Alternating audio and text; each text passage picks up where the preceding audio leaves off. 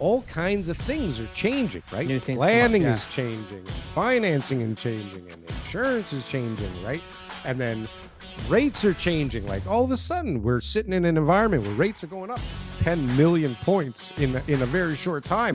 We really we don't pump the market, in my opinion. No. And we're definitely not the doomsdayers. Want it to go up for sure.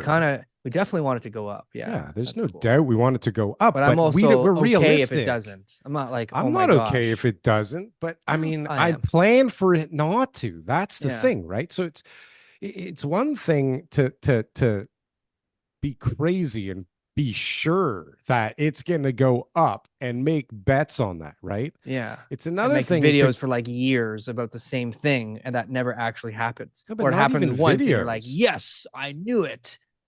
But not even videos. It's like you'd be crazy to be an investor and really believe that it's only going to be great. Like that's fucking insane, right? Yeah. But there's people like that. Don't get me wrong. But if you're a true but they're investor, using other people's money, so it's not.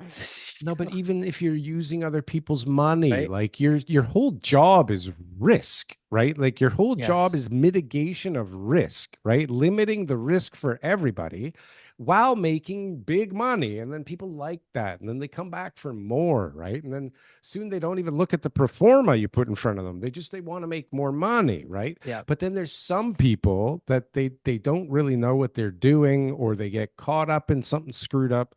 Anyways, I think I'm way off of what I was trying to even say. I don't even know what the hell I'm talking about right now. And guys, if you're looking to be the co-host of the Canadian Real Estate Show, please apply at your local gas station. The point is, TK, applications is that we do have kind of a feel for what's going on out there, okay? And the reality right now, and why we flip and flop all the time, or at least in my head I'm flipping and flopping all the time, is because all kinds of things are changing, right? New things Planning is changing, and financing is changing, and insurance is changing, right? And then rates are changing. Like all of a sudden we're sitting in an environment where rates are going up 10 million points in a very short time, and then all of a sudden we're back in an environment back down a little bit, right? Where they're going down. Like that was 2 years ago. Think about it. It's 2024. Like 2 years ago was when the rates, like, because July was the 1 point, and then there was like some more that came up later that year, but really the bulk of it, right? So it's like there was a huge change in rates 2 years ago, and that 2 years was tough. Yeah, but like that was 2 years ago. That's a long time. Well, I mean, I guess it was a long time, depending on where you are in the market, right? If you're a natural buyer, then you're probably a little fucked if you have to be a natural buyer in that whole prices. Right? No, prices since then have been reasonable. Like, so people make money back? The one this morning that I got sold conditional, we sold it for basically the same price they paid in 2021. But if it's 2022, those people are really nowhere near the prices that they paid. A lot of them, like, unless you bought it like the summer or fall of 2022, maybe you're lucky. But even still, prices came down a little bit for a lot of those people. So there's some real hard cases in the beginning of 2022, end of 2021, where you just like, I don't know if it'll ever go back up to that price while you own it. You may have to sell it 10 years from now for less than you bought it for. I don't know.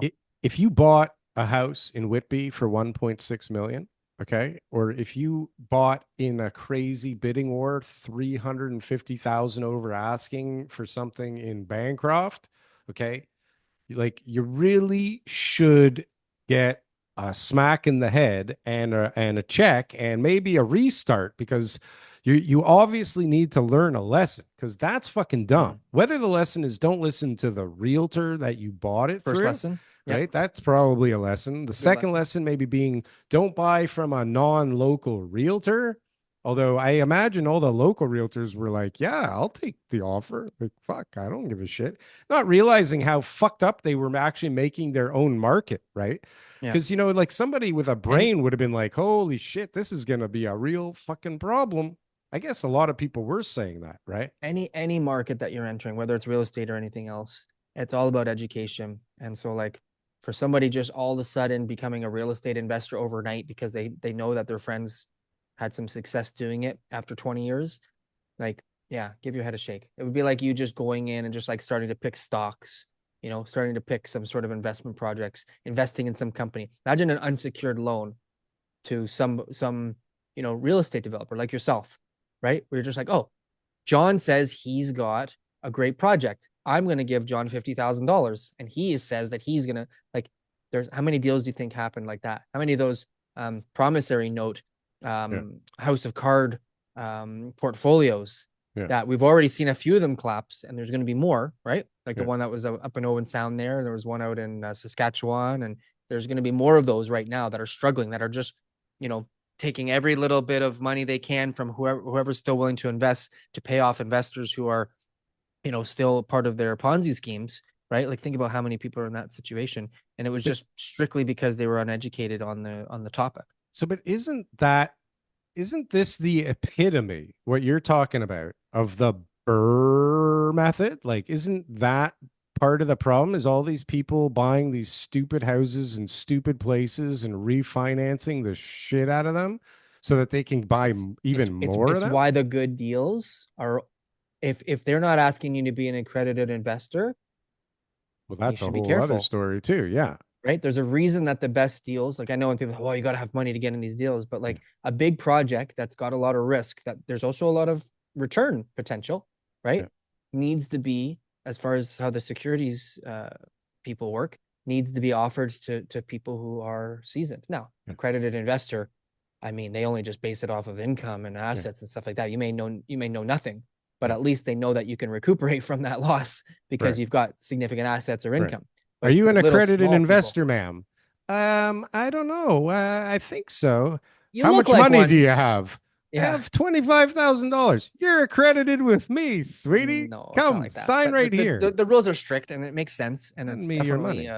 it's definitely a process that you got to go through, but it does make sense. So if you're getting into something and they're not requiring you to be an accredited investor, chances are, my experience is, um, chances are that that actually comes with a lot more risk than the ones that are for accredited investors. Because if they are for accredited investors, it means that there's going to be some sort of um, what's the word, oversight by a company, like in your Sure. case, Cranston Capital or some other type of regulated securities Yeah, no, company I was to just on ensure the, that they've underwrote the deal, they've yeah. looked into it for you in order to make sure that everything is Yeah, I had profitable. to meet with the Potential. accountants today because Yeah, there's like a third party special, auditor company exactly.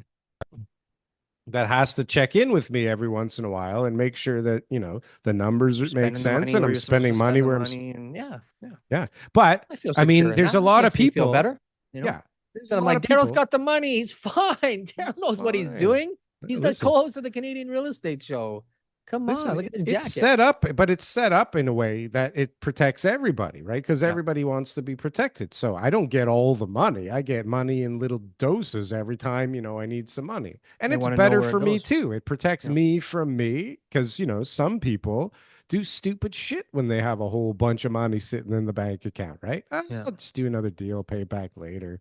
Yeah. It's okay. They don't care if I buy a Ferrari. Like, I'm doing a good As a job promotional here, item, right? promotional expense. Right? Everybody Yeah. needs to If I see me park in the that Ferrari outside, Ferrari. then Right? people will be like, wow, this must be the home of Holy somebody really important. Jesus. Like, comment, and subscribe if you got anything from one of these clips. And if you want to see some more, press something on the screen here. Boom. That was good. That was good. I like that. That was good.